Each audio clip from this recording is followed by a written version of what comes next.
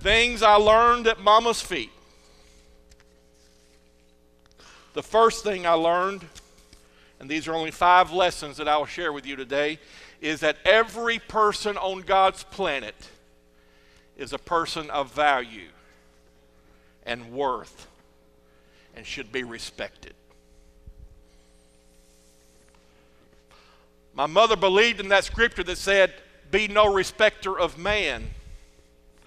So whether you had little or whether you had much, it did not really matter what side of the track you lived on. You were shown the same amount of love and respect and honor. Did not matter what color of the skin you wore. Did not matter whether you had great wealth or had no wealth. In the 1960s, whenever I was growing up, there was much racial unrest. The days of segregation were coming to a close, and there was much hatred in rural Louisiana and across America because of desegregation. And there was resentment, people wanting to hold on to the past, and this idea that one race was superior to another. And my mother set the record straight early in life that all of God's children are just the same. She said there's no big I's and little U's. And she reminded me constantly that God loved us all. Whether we be saint or whether we be sinner, He loved us all. And so everybody needs to be reminded occasionally of their value, of their worth, that they are, may I say to every person in this room, that you are somebody. That God, whenever He breathed life into you, He made something very special. And there were times in my own life that I did not feel good about myself. Any of y'all ever had those kind of days? I'd look in the mirror and I said, "Oh my God." See, I was as tall, let me tell you, I was as tall at the age of 13 as I am right now. Minus maybe an inch. And I weighed 110 pounds. Don't you laugh? If you laugh, it'll happen to you. And so here I am. I've got my fingers in my pockets and I'm kicking cans on the playground of school, and I don't feel very good about George because I'm just so self-conscious. And every day I come home from school, and if my chin was on my chest, she'd say, "Darling," and she'd begin to tell me that when God made me, He made something really good. I remember praying the prayer about that same time. I said, 6'1", 110 pounds. Get a picture.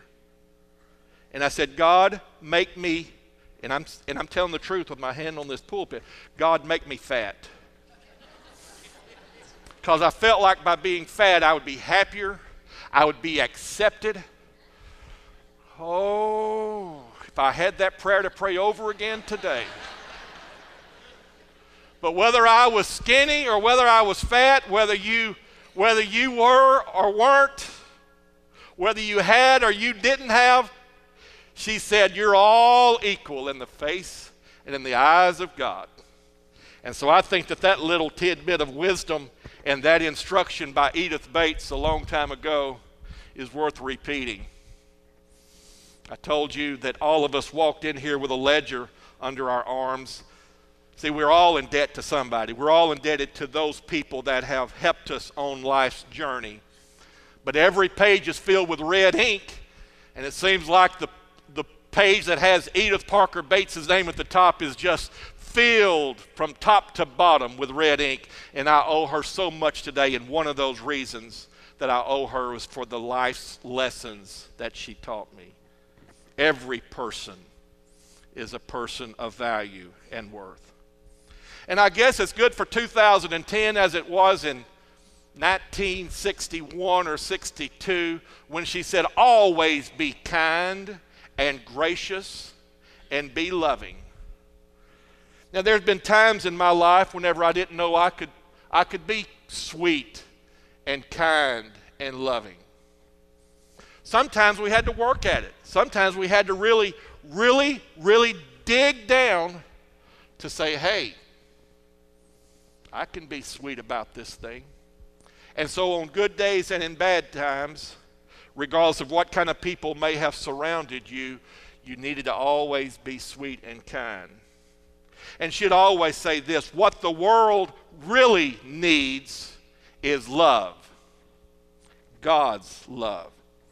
And she reminded me as a child that there are too many self-centered people in the world.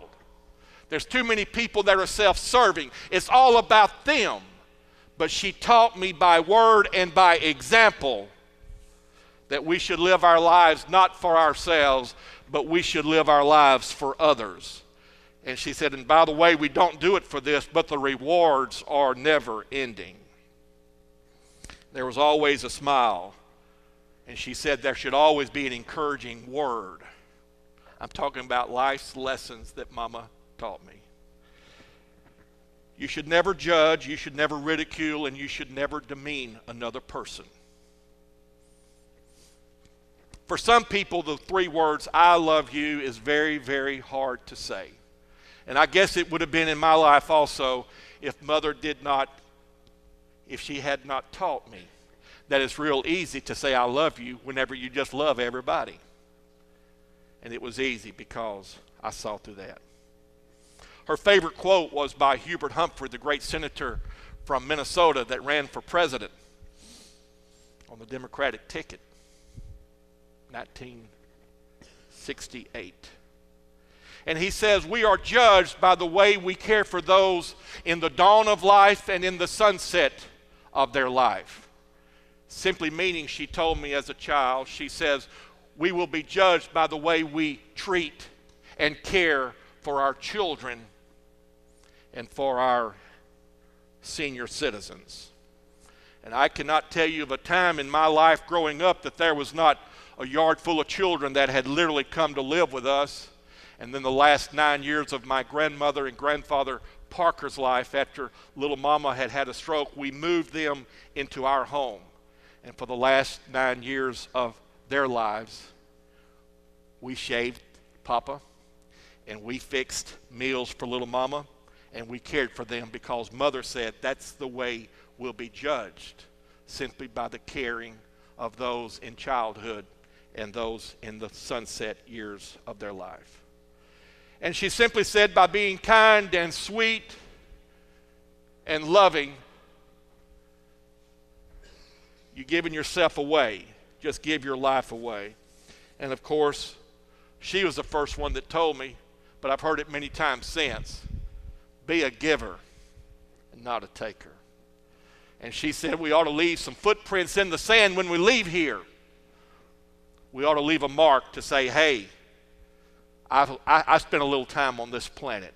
And we leave that mark by being loving and kind and sweet and giving to other people. And the third lesson, see, I'm going very quickly today because the roast beef is waiting for you. They're just now pulling up the fried chicken for the buffet that you're going to take Mama to today. The salad is good and cold and crisp right now, so we're not going to leave it there on the salad bar for very long. But the third lesson that Mama taught me was that family. At the end of the day, when maybe nothing else was there, after everybody else had walked away, you can always count on family to be there. And so in teaching us the importance of family, she told us to honor it, to protect the family, nurture it, and embrace it. She said there will be good times and bad times. There will be good days and bad days as a family unit that you will walk together through the fire. And when the storms come, you can cling to one another and you will survive the storm because of family.